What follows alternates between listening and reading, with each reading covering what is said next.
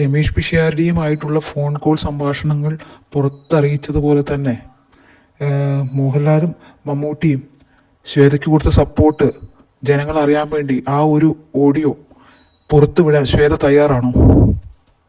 മലയാള cinema സംഘടനയുമായി ബന്ധപ്പെട്ട പ്രശ്നങ്ങൾക്ക് പരിഹാരം കാണാനായി രമേഷ് പിഷാരടി ശ്വേതാ മേനോനെ ഫോണിൽ വിളിക്കുകയും അപ്പോൾ ആ ഒരു ഫോൺ കോൾ ശ്വേത പുറത്തുവിടുകയും അതിനെ തുടർന്ന് രമേഷ് പിഷാരടിക്ക് പലവിധ ആക്ഷേപങ്ങൾ ഇപ്പോൾ നേരിടേണ്ടി വന്നുകൊണ്ടിരിക്കുകയാണ്.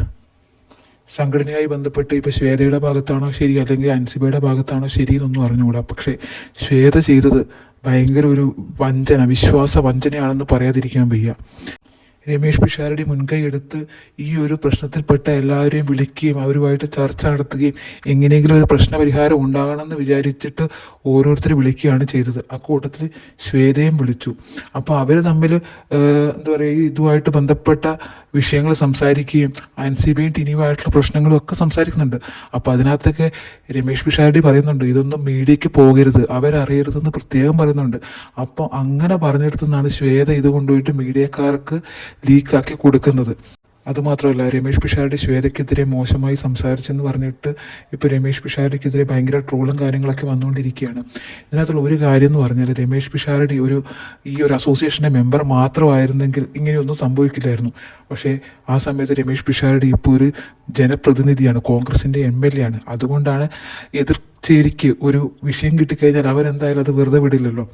അത് ഒരു ആരോപണമാണ് ഇപ്പോൾ രമേഷ് പിഷാരടിക്കെതിരെ നടന്നുകൊണ്ടിരിക്കുന്നത്. അല്ലാതെ ഇപ്പം നമുക്ക് ആ ഒരു ഓഡിയോ ശ്രദ്ധിച്ചാൽ തന്നെ അറിയാം, ശ്വേത പിഷു എന്നാണ് വിളിക്കുന്നത്. അതായത് അവർ നല്ല ക്ലോസ് ആണ്. അപ്പോൾ അതിനകത്തുനിന്ന് തന്നെ ആ ഒരു തമാശ രീതിയിലാണ് പിഷാരടി ശ്വേതയെടുത്ത് സംസാരിച്ചതെന്നുള്ളത് വ്യക്തമാണ്. അല്ലാതെ അതിനകത്ത് വേറെ അർത്ഥങ്ങളൊന്നും കണ്ടെത്തേണ്ട കാര്യമില്ല.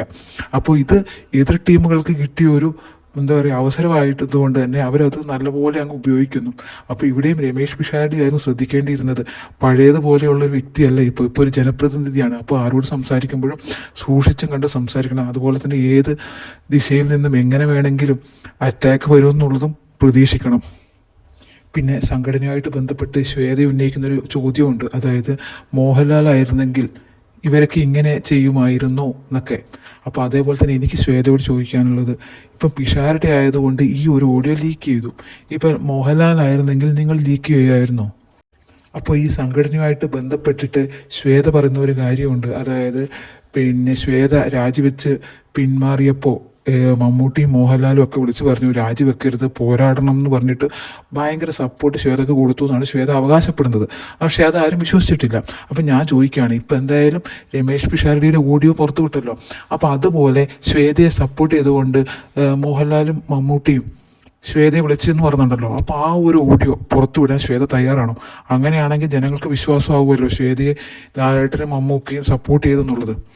അല്ലെങ്കിൽ ഇവർ കളിക്കുന്ന ഡബിൾ പ്ലേ ആണോ എന്നും അറിയണമല്ലോ. അതായത് പുറത്ത് വേറെ രീതിയിലും പിന്നെ ശ്വേതയെ വിളിച്ചിട്ട് വേറൊരു രീതിയിലും സംസാരിക്കുകയാണോ, പുറമേ മൗനം പാലിച്ചിട്ട് ഒരാളെ പിരികേറ്റി വിടുന്നതാണോ എന്നും അറിയില്ലല്ലോ. അപ്പോൾ അക്കാര്യത്തിലൊരു വ്യക്തത വരണമെങ്കിൽ ഈ ഓഡിയോ ശ്വേത പുറത്തു വിടണം.